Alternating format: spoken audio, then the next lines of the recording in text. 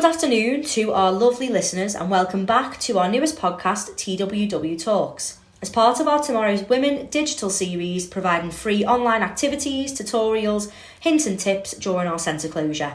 So today, in our second podcast of the series, we have invited local football club Tranmere Rovers to talk about their work within the community and particularly around mental health for tomorrow's upcoming National Awareness Day, Mental Health Day 2020.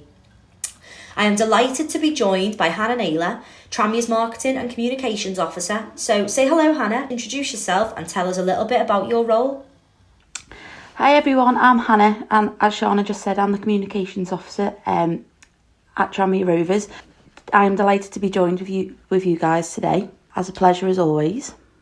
That's great. Hannah, if you could tell us a little bit about what you do as a Communications Officer for a football club, because I think to a lot of people, particularly fans of Tranmere, I would imagine, they'll think that is a really exciting job to have. Is it as exciting as it sounds? It is indeed. So I do a number of things across the football club. And one of the things I'm lucky to do is work on the community side, as we're a very community-based football club, as you probably already know. So I work a lot doing campaign videos for awareness days like World Mental Health Day. And I also work on the football side, making campaign videos for like season tickets, like initiatives that we do, such as like SWA2 and Wirrell's Family Club, and like the general running of the website and social media and all exciting things like that. So that is great, Hannah, and I think we partner very closely with Tranmere and have done in the past in a number of ways, and we'll touch on that a little bit later. So very, very glad to have you here today. And like I said, we will be talking a little bit about the club and particularly mental health. So if you don't already know, a National Awareness Day is coming up tomorrow, Mental Health Day 2020, and obviously that is a cause close to both of our organisations. So touching on what you do at Tranmere, Hannah, a little bit, and COVID as well, because it has had a huge impact on organisations like ours and like yours as a football club as well. So obviously Tranmere are a very community driven and focused club, as we all know, and COVID, I would imagine, will have had such an impact on the club and its interaction with the public. Is that right? Yeah, of course, because not only from a football side where football came to a halt and as it's now resumed, like fans aren't allowed back into the stadium, but also on the community side, massively, because we run several sessions a day, both in our rec centre and out in the local community, which also had to come to a halt because of lockdown, and we very quickly had to change the way that we interacted with the community and still made sure that we provided support through the lockdown period, because it was definitely important that we carried it on, because it was such a big change for everyone, and even more people would have needed support then as before lockdown. So it was very much a case of having to think on our feet and like I said, just very quickly adapt to the new way in which we were living and still are living, because things aren't back to normal. And there was many ways that we changed to make sure that we were still interacting, and a lot of that was heavily online, which, much like yourself with your digital series, we created like activity packs for both adults and schools, and I know that schools took those activity packs and helped, and that helped them when it came to trying to keep the kids engaged, and even parents who were homeschooling, and obviously for the adults, they got sent to what, just as for one example, our dementia session. There's about 15 to 20 people who regularly come on a Thursday, both people who have dementia and their carers or family members. It got sent out to them as just ways to make sure they kept like engaged and still had something to focus on, really. Yeah, it's about staying connected. Yeah, that's it, and it's to have something to go to regularly, like every week, and to be interacting with different people every week. To have that completely taken away is a massive shock to people, and Also, another thing that we focused heavily on during the lockdown period was food hampers, and making sure that people who were vulnerable or isolating, not only because they couldn't get out to the shops, but a lot of people also couldn't afford it. We ended up distributing over 2,000 hampers in the end to families and people across the Wirral, with the help of the Tranmere Rovers Trust and a massive bunch of volunteers who would come in every day, pack all the hampers up and then go out and deliver them, and obviously all the people who donated as well. Wow, I mean, it's quite clear that staying interacted with the public and kind of continuing that ongoing support for the club was, you know, a real focus over this time, and some of the initiatives that you've mentioned there are absolutely fantastic. I know that we received a donation a couple of weeks back from Tranmere of hygiene and sanitary items for women as part of our FemToYou project as well, which is obviously so gratefully received, and really does make a huge difference to the work that all the charities can do as well. You know, it's all about working together to provide the right support. So just kind of on that note, I suppose, like you've just mentioned there, and as it has been evidenced really through your COVID work, mental health is obviously a very, very important close cause to Tranmere. That's quite clear. And I know that a lot of the comms content that you do, specifically in the community page, which I will link at the end of the video as well, so you can go and have a little look for yourselves, our listeners. So can you just touch on, under normal circumstances then, some of the activities that you have available for community members? Yeah, of course. So we split up the way that we deliver through through promotion and delivery really.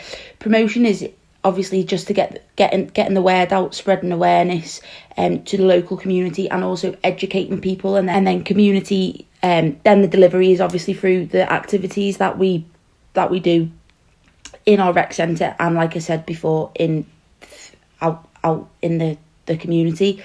I'll just touch on the little bit of promotion that we do as a football club, and on the community side first, because the EFL have their main charity, that partnership that's been going on for a good few years now, is with Mind, and through that we've worked very closely with Wirral Mind charity to help promote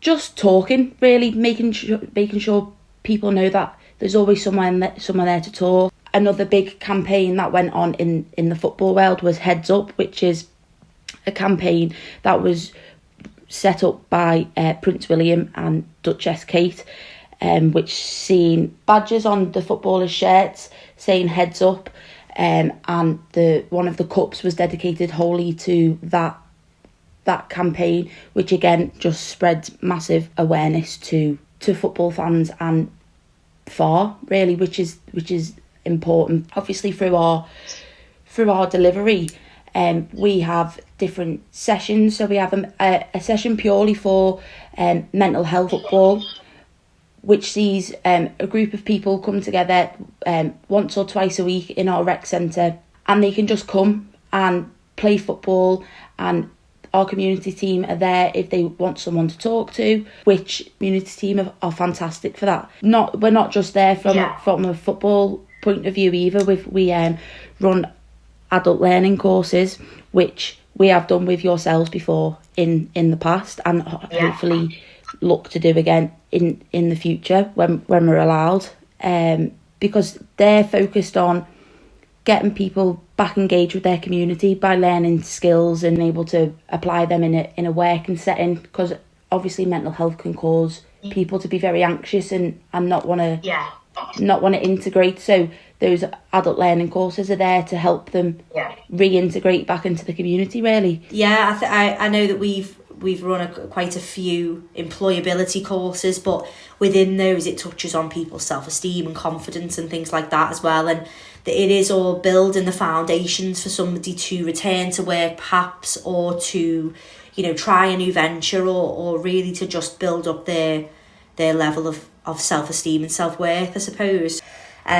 So obviously, as we're talking about mental health, coming from a football club, I think it'd be really interesting if you could share, some of the benefits that you see at Tranmere from physical exercise on people's mental health, both in the older and younger community as well. Is there any particular benefits that you see from people engaging in the physical exercise? I know that there are some evening classes that you do around things like netball, football, for beginners, for those who are a little bit more advanced.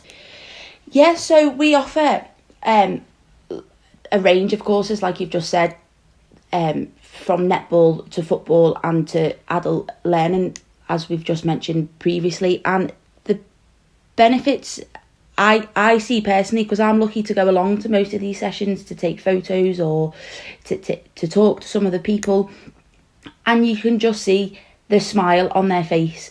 And for me, you can just see how much they enjoy coming along and taking part and feeling part of something. And like Steve's motto is, they can leave their troubles at the door, and for the hour that they're with us, they can enjoy themselves and kind of like be free from their worries and their stresses, which I think, as I say, personally to see is really quite warming. But obviously sport and physical exercise itself is massive when it comes to mental health, and something that is highly recommended and promoted within. So even going for a walk or going for a run, people say is great for you, to boost your morale and just to make you feel a bit better when you're feeling down. Just to go and take yourself on a 10-minute walk and often just help, kind of. And I know that even in younger people, as we all know, mental health in young people now is also escalating, which is a big concern. And one of the programs we run, Premier League Primary Stars, we go into schools and provide PE classes for children who the schools highlight as who are struggling with mental health, and we go in there to use exercise as a form of helping them cope. So it's both there for younger children and adults, which I think is great. Yeah, absolutely. And I mean, a lot of people use physical exercise as an outlet as well for their mental health. And I know I can personally say I recently tried the Couch to 5K, as I know many people have. And I mean, trust me when I say I would never have seen myself as a runner. I'm not in a million years, but doing something a little bit different, and especially doing it in a more accessible way as well, where you're almost interval training, to get yourself to that level. It really made a huge difference. And I did get to a point where, as I'm sure many people who've followed the plan and similar plans have done, where you genuinely enjoy it and you will use that, like I said, as an outlet. If you're maybe have had a bad day, or if you're feeling a little bit pent up or whatever it be, you go, oh, do you know what, actually I'm going to go on a run. And it kind of is a physical release. So I think, completely agree with you. I think there are a lot of benefits, a lot to physical exercise, and we encourage that as well through our digital series, and hopeful that many of you have seen with our free exercise sessions with Nikki and Karen. And we've got plenty of them on our Facebook page, and they vary in type, and there's many different versions there, and it is all about just keeping yourself active, I suppose, and keeping your mind active as well. So just moving kind of on a little bit to talk about women specifically. Obviously, we are a women's charity. I know you do a lot of work specifically with women. So for us, Tomorrow's Women, as a women's charity, we are always advocating for the rights of women. We take every opportunity to celebrate women's achievements locally as well. And we had Louise, who's one of the women's team coaches from Tranmere, I believe, give a very, very insightful talk at our last International Women's Day in March 2020. The last event we had, unfortunately, before lockdown. She spoke about her experience in the industry, kind of the I suppose the frosty reception to that early on in her life, and also how she and others within Tranmere Rovers do encourage women and girls into football and into other sports. So just to ask you, really, what do you think can be done, if there's more that is still needed in your opinion, to both encourage and welcome women into the sporting industry, and kind of on the back of that, what sort of work the Tranmere do for women in sport? Yeah, so personally, I played football myself when I was younger, and even then there wasn't a lot of girls who played football. I used to have to play with the boys in the playground, and I even had to join a boys team because there wasn't a lot around for girls to play football. And I know when Louise came to your talk, she even spoke about how it was even worse for her when she was younger, and how her teacher said that she'd never be able to play football and like pick a proper job, like, you're a girl. And I feel from then to now there is such a big difference of what is available out there for women. And obviously, luckily for Tranmere, they've got Louise and also our colleague Shirley, who both played for Tranmere Rovers ladies when they were younger, and as well as work for Tranmere. So they've got two massive advocates for women's football who could implement what into the club what they didn't have when they were younger. So there's girls out there who can have what they never had, if that makes sense. Absolutely. And as a club, we've got the first team, which is open age, right through to an under 10s, and they're just teams that, and that's open from the age of 5 through to 16. So it's just there for girls who want to come along and see if they like it, basically. And they've got Louise and Faye, who Faye is also part of the first team and works for Tranmere Rovers in the community, to be there as moral support and to teach them the things they want to know. And then there's always the team there to join, not necessarily the Tranmere Rovers team, but we've got strong links with other like local girls teams that we can put them in touch with if they want to be there. It's just a support network, the Wildcat Centre. But also moving away from the younger ages to the older ages, we have a women's walk and football session that runs every week also, that is there for people, again, who have never played football before, or played when they were younger and fell out of touch with it, or people who just generally want to come along and feel part of something and do a little bit of sport. Yeah. And so that's available. So we are lucky to, like I say, have Louise and Shirley, who are massive advocates of the women's game, to then be able to put things in place for women at the club. So there's something there from like I say, 5 years old to, I think the oldest lady who comes to walk and football is like 80. So there's something out there for everyone. But if we're talking personally, I think there's, like I touched on just then, there's massive improvements from when I was younger, but there's still a long way to go, I think, for women's sport and football, the football game in general. It is, like I say, there's plenty of stuff out there, and you see the women's game a little bit more on telly now, and the Lionesses themselves have been highly promoted, but it's still not quite where it should be in my personal opinion. But every day it's improving, so we'll get there. Even on a micro level, kind of in smaller pockets of the community, even those little bits of work that are being done, and the normalisation of women in sport as well, you know, which of course it should be normalised, especially we're in 2020 now, come on. But you know, even those little things, they do add up to something bigger. And if you can reach out to even a small group of especially young girls who are going to be our future, you know, if you can reach out to them and get them involved and, you know, into certain sport or whatever, it just makes for a better future for all. And I think, like you said, we've come a long way, but there's still a long way to go.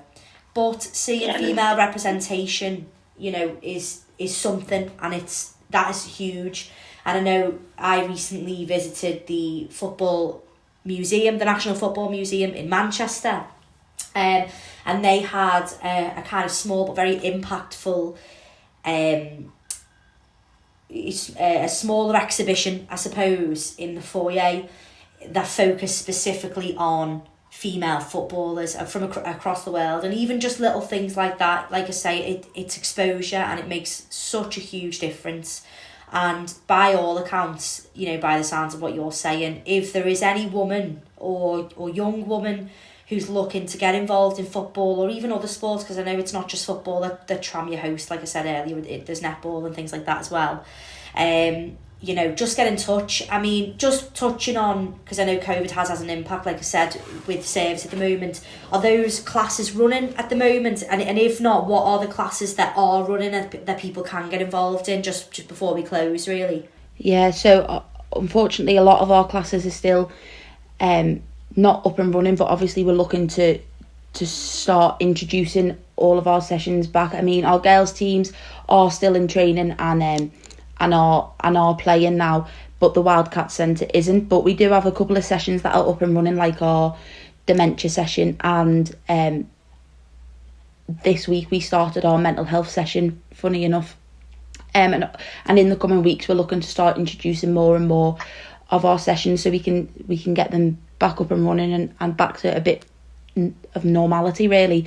But if anyone is interested in any of the sessions that we run, or are interested in coming along to the sessions that are back up and running, want a little bit of information about the women's game or any of the other sports we have for women, including netball and dance, you can find all our information on our social media channels, and also on our website.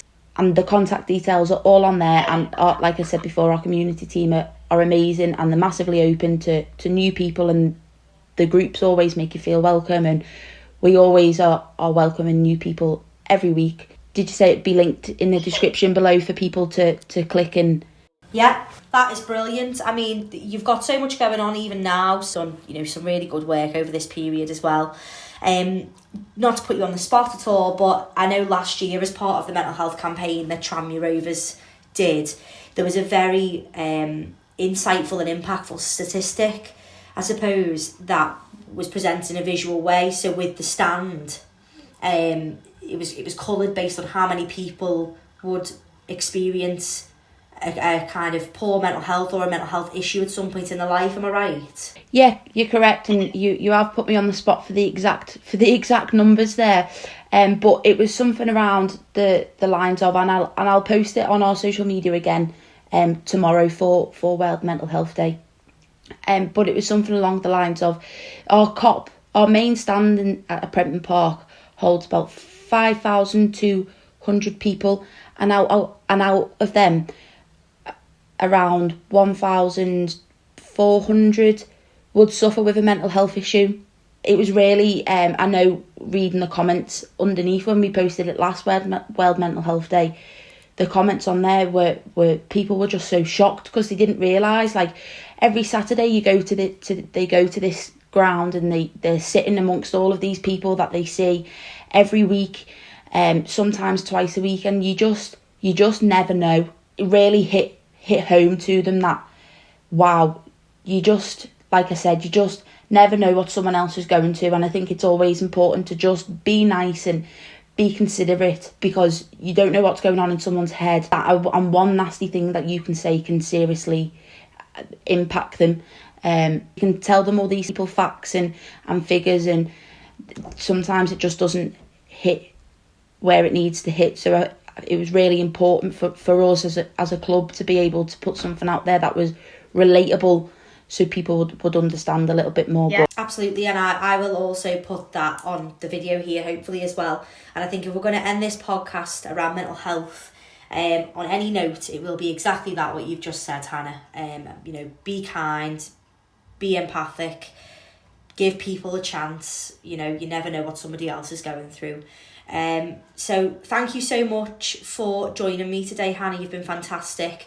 For anybody else, any other kind of local organisation, if you'd like to partner up on this podcast series as well, Hannah and I have met today over Zoom, which is a new one for me, to do the podcast in this way. But, you know, alas, we had to make things work, and this has worked perfectly. So if anybody else would like to partner up or talk about anything specific, please feel free to contact me. I'll leave all of my details in the description box.